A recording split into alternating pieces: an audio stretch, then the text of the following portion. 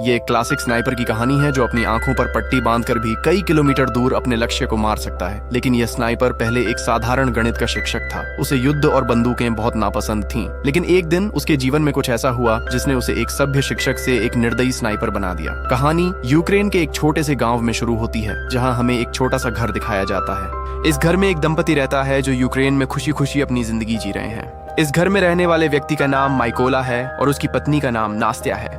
नास्त्या एक चित्रकार थीं और लकड़ी से विभिन्न मूर्तियां बनाती थीं। माइकोला एक शिक्षक है और पास के स्कूल में बच्चों को गणित पढ़ाता है। वह स्कूल में पढ़ाते हैं। वह एक बहुत अच्छे शिक्षक हैं और सभी बच्चे उनसे बहुत खुश हैं, सिवाय एक के जिसका नाम एवोन है। एवोन एक बहुत ही बदतमीज लड़का था। वह हर दिन स्कूल में अपने शिक्षक माइकोला को परेशान करता था। एवन एक अमीर परिवार से था, जबकि माइकोला एक गरीब आदमी था। इसलिए एवन माइकोला की शक्ल और कपड़ों का मजाक उड़ाता था। वह चाहता था कि माइकोला उसकी बदतमीजी से तंग आकर उस पर हाथ उठाए। फिर वह उसके खिलाफ शिकायत करता और माइकोला को स्कूल से निकाल देता। लेकिन माइकोला बहुत शांत व्यक्ति था। माइकोला उसके शब्दों से प्रभावित नहीं होता था और वह अपनी जिंदगी में खुश रहता था। माइकोला अपने घर में टीवी आदि जैसे किसी भी इलेक्ट्रॉनिक उपकरण की अनुपस्थिति के कारण दुनिया की खबरें नहीं प्राप्त कर पाता था। एक दिन जब माइकोला अपने स्कूल में था, उसने टीवी पर खबर सुनी कि रूस ने यूक्रेन पर हमला किया है, जिसमें कई सैनिक मारे गए और रूस ने यूक्रेन के कई स्थानों पर कब्जा कर लिया है। शाम को जब माइकोला घर आया तो उसे पता चला कि उसकी पत्नी गर्भवती है। उसे यह जानकर बहुत खुशी हुई क्योंकि अब माइकोला पिता बनने जा रहा था। दोनों ने मिलकर इस खुशी का जश्न मनाया। अगले दिन माइकोला ने अपनी पत्नी को अलविदा कहा और स्कूल में बच्चों को पढ़ाने के लिए अपनी साइकिल पर निकल पड़ा। लेकिन रास्ते में उसने देखा कि दो सैनिक सिगरेट जलाए खड़े हैं और उन्होंने अलग वर्दी पहनी हुई है।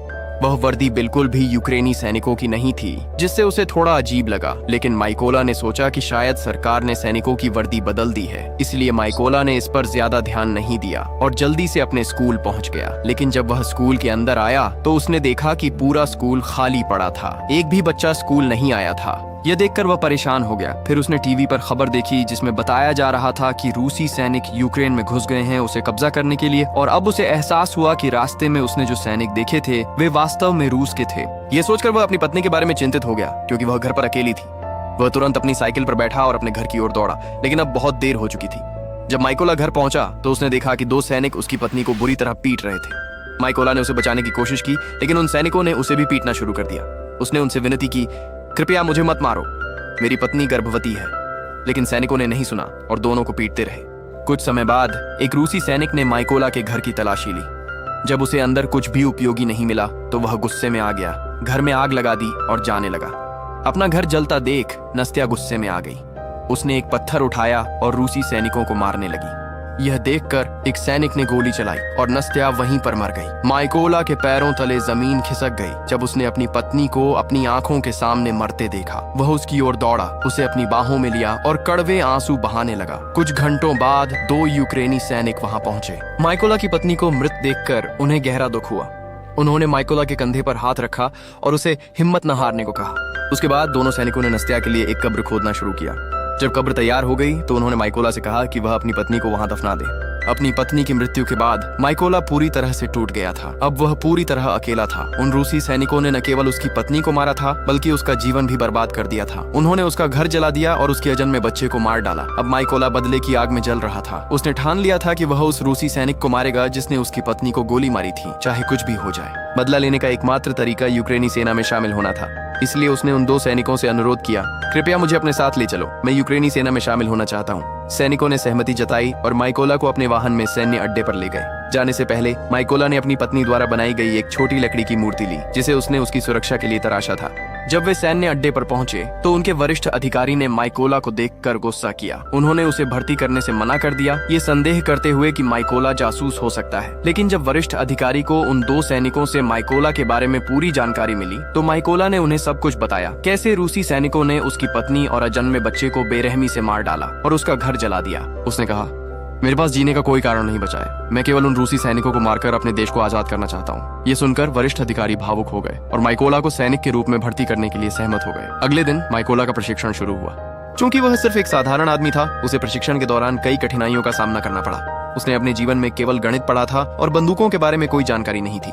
जब सभी सैनिक अपनी राइफलें असेंबल कर रहे थे तो माइकोला उनके मुकाबले बहुत धीमा था और उसने अपनी राइफल सबसे अंत में असेंबल की। ये देखकर अधिकारी को लगा कि माइकोला कभी भी एक अच्छा सैनिक नहीं बन पाएगा, लेकिन माइकोला ने हार नहीं मानी और अपने प्रशिक्षण पर ध्यान केंद्रित किया।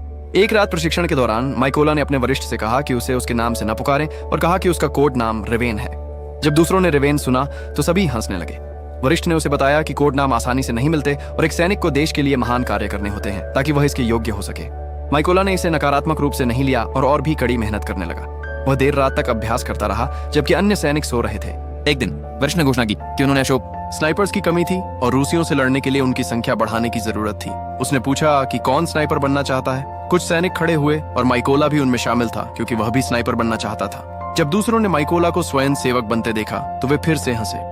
वरिष्ठ ने उसे बताया कि वह अभी स्नाइपर बनने के लिए तैयार नहीं था क्योंकि वह ठीक से राइफल को असेंबल और डिसअसेंबल भी नहीं कर सकता था। माइकोला ने जोर दिया कि वह एक अच्छा स्नाइपर बन सकता है और उसे खुद को साबित करने के लिए केवल एक मौका चाहिए। उसे परखने के लिए वरिष्ठ ने माइकोला को 20 सेकंड में राइफल असेंबल करने की चुनौती दी। खुद को साबित करने के लिए माइकोला ने अपनी आंखों पर पट्टी बांध ली, राइफल को डिसअसेंबल किया और फिर से असेंबल किया। उसने यह काम केवल 18 सेकंड में पूरा किया। हर कोई माइकोला की गति और कौशल को देखकर हैरान था। जो पहले हंस रहे थे अब उसे सराहने लगे। वरिष्ठ भी माइकोला से प्रभावित हुए और उसे स्नाइपर प्रशिक्षण में शामिल कर लिया। प्रशिक्षण के दौरान माइकोला को एक पुरानी मॉडल की राइफल दी गई जबकि अन्य को आधुनिक हथियार मिले।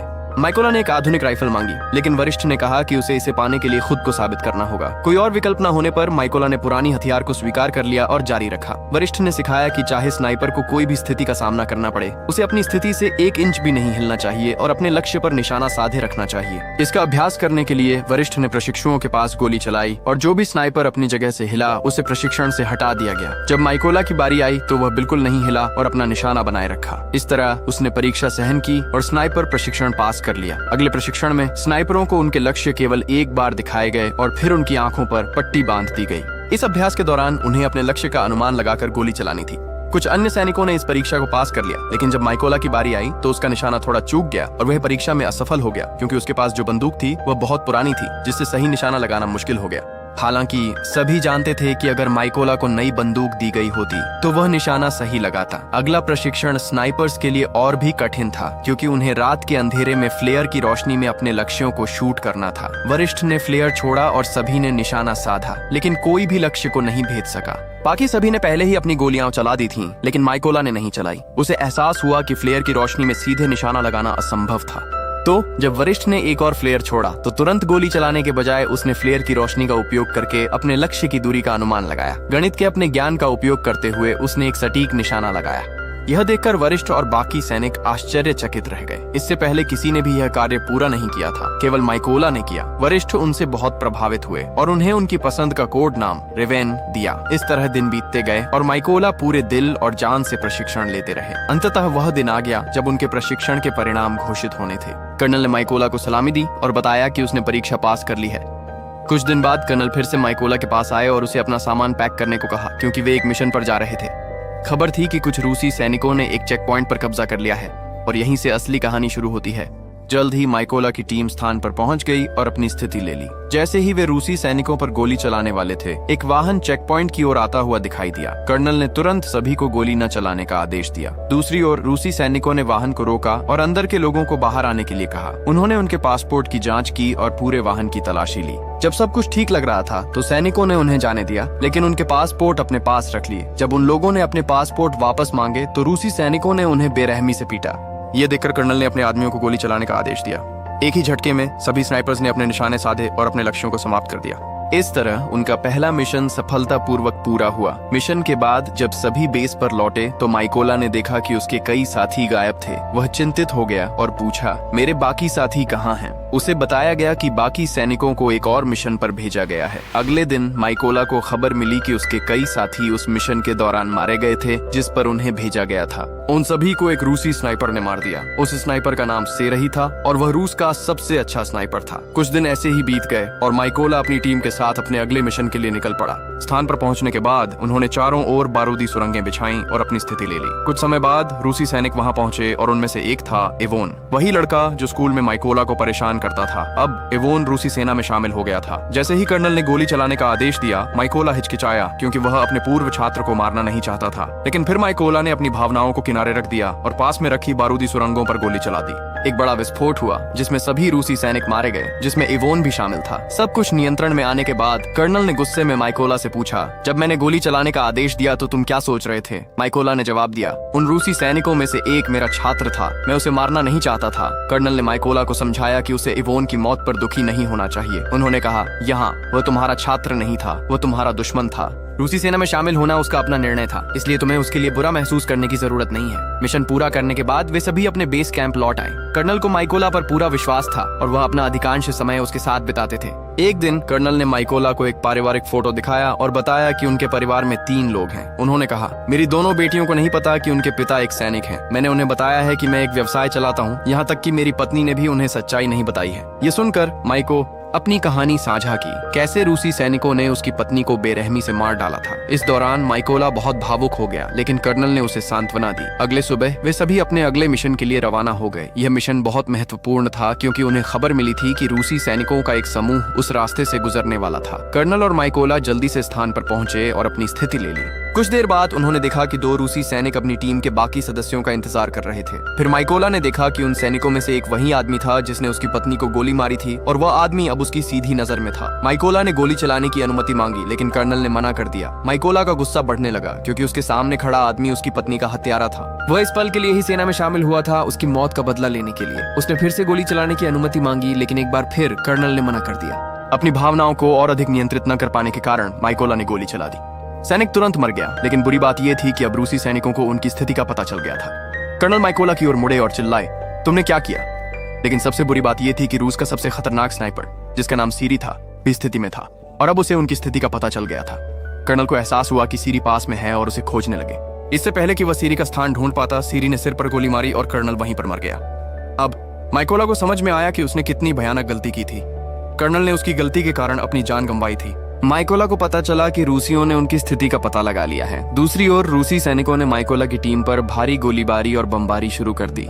स्थिति को बिगड़ते देख माइकोला ने पीछे हटने का फैसला किया। उसने कर्नल के शरीर को उठाया और अपनी स्थिति से पीछे हटने लगा। जल्द ही वह दुश्मन के क्षेत्र से निकलकर अपने बेस पर पहुंच गया। माइकोला कर्नल की मौत से बहुत दुखी था और इसके लिए खुद को दोषी मानता था। उसने कसम खाई कि वह सीरी को मारेगा और कर्नल का बदला लेगा। जल्द ही माइकोला को 2 रूसी स्नाइपर्स की खबर मिली और वह तुरंत अपने अगले मिशन के लिए निकल पड़ा। वह स्थान पर पहुंचा, निशाना साधा और बैठ गया। जल्द ही उसने एक स्नाइपर को मार दिया। उस स्नाइपर को मारते समय एक अन्य स्नाइपर ने माइकोला के हाथ में गोली मारी, लेकिन उसने हार नहीं मानी और किसी तरह उस दूसरे स्नाइपर को भी मार दिया। बुरी तरह घायल वह अपने शरीर को आराम देने के लिए एक गुप्त ठिकाने पर चला गया। इस दौरान उसे सेना के मेजर का फोन आया, जिसने माइकोला को बताया कि उन्होंने उस स्नाइपर की पहचान कर ली है जिसने कर्नल को मारा था। इसके बाद माइकोला बेस पर लौट आया और मेजर ने सभी को स्नाइपर के बारे में जानकारी देना शुरू किया। मेजर ने कहा कि स्नाइपर का नाम सीरी था और वह रूस का सबसे अच्छा स्नाइपर था। उसने यह भी जोड़ा कि सीरी का निशाना आज तक कभी गलत नहीं हुआ था। सीरी ने कथित तौर पर यूक्रेन के 6 सबसे सक्षम स्नाइपर्स को मार डाला था, इसलिए उन्हें हल्के में नहीं लेना चाहिए। मेजर ने समझाया कि सीरी पहले यूक्रेनी सैनिकों को मारता है और फिर हत्याओं के वीडियो सोशल मीडिया पर अपलोड करता है ताकि यूक्रेनी बलों का मनोबल गिराया जा सके। उन्होंने सीरी को एक स्नाइपर के रूप में वर्णित किया जो आमतौर पर अपनी स्थिति नहीं बदलता और एक ही स्थान से अपने दुश्मनों का शिकार करता है। अब योजना बनाई गई थी, वे 2 टीमों के साथ सीरी के स्थान के पास जाएंगे। योजना के अनुसार पहली टीम रूसी सैनिकों पर सामने से हमला करेगी और जब वे व्यस्त होंगे तो दूसरी टीम पीछे से हमला करेगी। उस ध्यान भटकाव का फायदा उठाते हुए माइकोला इमारत में प्रवेश करेगा और सीरी को मार डालेगा। योजना को अंतिम रूप देने के बाद वे स्थान के लिए रवाना हो गए।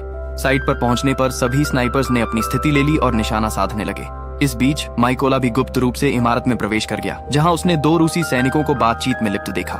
बिना देरी किए माइकोला ने दोनों को मार डाला और इमारत के अंदर गहराई में चला गया। माइकोला ने योजना के अनुसार अपनी टीम को संकेत दिया। जैसे ही संकेत मिला, वहां के स्नाइपर्स ने गोलीबारी शुरू कर दी और रूसी सैनिकों को मार डाला। दूसरी ओर सीरी ने देखा कि उसके साथी उसे रिपोर्ट नहीं कर रहे थे। उसे कुछ गड़बड़ लगी, इसलिए वह इमारत की छत पर गया। एक रूसी स्नाइपर पहले से ही छत पर मौजूद था, लेकिन जब सीरी वहां पहुंचा तो उसने पाया कि स्नाइपर मर चुका था।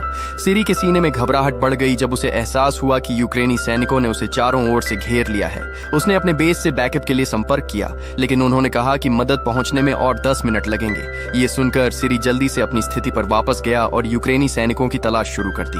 फिर उसने देखा कि उसके सामने मेज पर एक छोटी मूर्ति रखी हुई थी, वही मूर्ति जो माइकोला ने वहाँ छोड़ी थी, जिसे माइकोला की पत्नी ने बनाया था। इससे पहले कि सिरी प्रतिक्रिया कर पाता, माइकोला ने उस पर हमला किया और उसे मौत के घाट उतार दिया। इस झगड़े ने इमारत में मौजूद दूसरे स्नाइपर को सतर्क कर दिया, जो और अधिक सतर्क हो गया। इससे पहले कि वह स्नाइपर कुछ कर पाता, माइकोला ने उसके पास एक ग्रेनेड फेंका और विस्फोट में स्नाइपर मारा गया। कुछ समय बाद बैकअप टीम, जिसे सीरी ने बुलाया था, भी इमारत में पहुंच गई, ये जाने बिना कि सीरी पहले ही मर चुका था। जब उन्होंने सीरी से संपर्क करने की कोशिश की तो माइकोला ने कॉल का जवाब दिया और उन्हें बताया कि वे सब मरने वाले हैं। फिर उसने ट्रक ड्राइवर को गोली मार दी। जैसे ही गोली चली, रूसी सैनिकों में अफरा तफरी मच गई और वे ट्रक से बाहर निकलने लगे। उन्हें यह नहीं पता था कि यूक्रेनी स्नाइपर्स उनके लिए घात लगाए बैठे थे। यूक्रेनी सैनिकों ने जोरदार गोलीबारी की और रूसियों को एक एक करके मार डाला। इस मिशन के कुछ दिन बाद माइकोला अपनी पत्नी की कब्र पर गया। उसे लगा कि उसने अपनी पत्नी से किया वादा अब पूरा कर दिया है, क्योंकि उसने अपनी पत्नी और कर्नल की हत्या के लिए जिम्मेदार सभी लोगों को मार डाला था। यहाँ माइकोला ने कसम खाई कि वह अपनी आखिरी सांस तक अपने देश की सेवा करता रहेगा, और ये कहते हुए वह वहाँ से चला गया। और इसके साथ ही फिल्म समाप्त होती है। यदि आपको वीडियो पसंद आया तो कृपया हमारे चैनल को सब्सक्राइब करें और वीडियो को लाइक करें। देखने के लिए धन्यवाद। ध्यान रखें। अलविदा।